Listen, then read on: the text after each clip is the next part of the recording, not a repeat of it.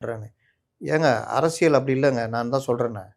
அரசியல்ன்றது இப்ப கலைஞரே அவர் வாழ்நாள் முழுவதும் நீங்க பார்த்தீங்கன்னா, காங்கிரஸ் கூட 80ல ஜெயிக்கிறாரு. 80ல ஜெயிச்சோனே 50% மேல ஓட்டு வாங்கி 37 எம்பி ஜெயிக்கிறாங்க.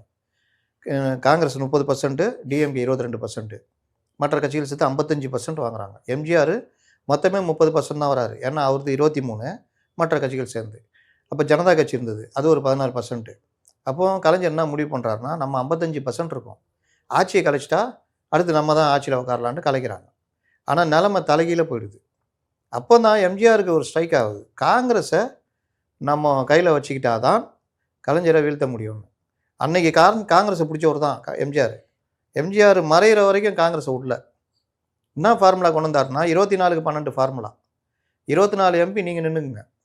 12 எம்பி நானு. 36 மீதி கூட்டணி கட்சிகளுக்கு. இந்த ஃபார்முலா